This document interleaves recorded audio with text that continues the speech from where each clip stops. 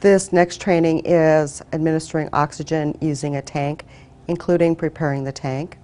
The equipment that you'll need is the tank of oxygen with the valve opener,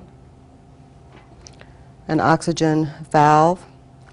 In some cases, you will need an adapter to attach the tubing to. You'll need either a package that has the oxygen tubing and a mask in it, or a package with the tubing and a nasal cannula in it. You want to check the order in the med administration record, which indicates how oxygen is to be administered to the person. You can also read the person's long-term nursing care plan. It will address specifics for the individual, such as cleaning the cannula and changing the tubing. You next want to wash your hands. And using an alcohol-based foam or gel is appropriate.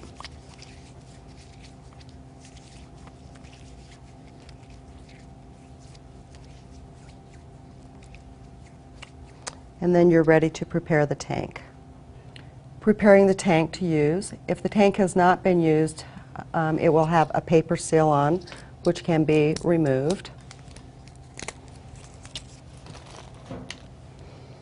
There's a number of different valves out there. Generally there is a wrench on top of the tank, or occasionally it's attached to a string that's suspended on the tank stand. On the valve there are two prongs that you need to locate so that you can line them up on the tank. When you're preparing the tank, you do not want to ever be over the top of the tank.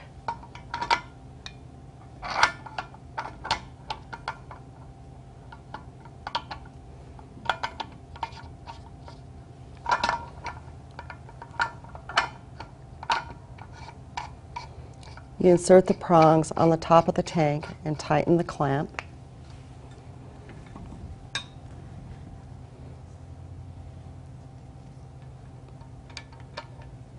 Turn the tank on.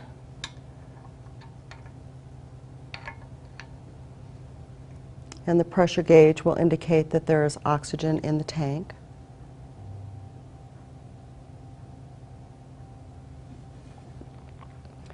You can also turn the leader flow, which will clear if there were to be any debris in the gauge, and then attach the tubing.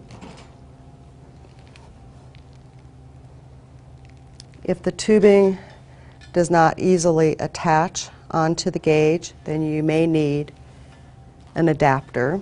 The adapter will screw onto the gauge.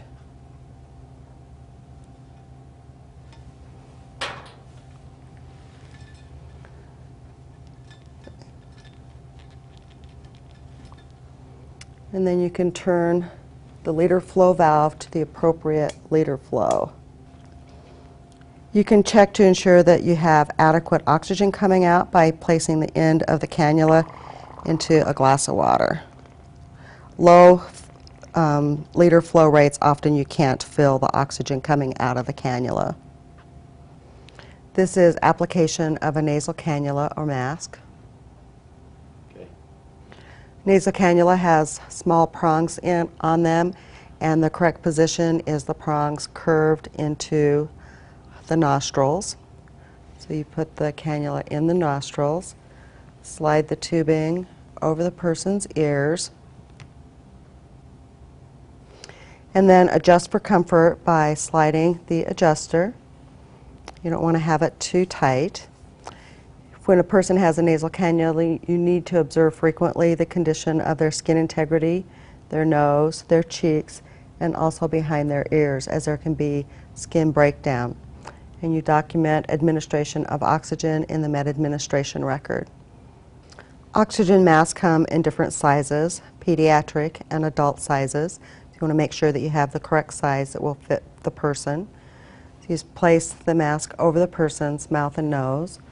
Put the straps behind their head, pull the straps to slightly tighten it so that there's a snug fit, and pinch the metal nose strap over the person's nose. This will help prevent oxygen from blowing up into the person's eyes.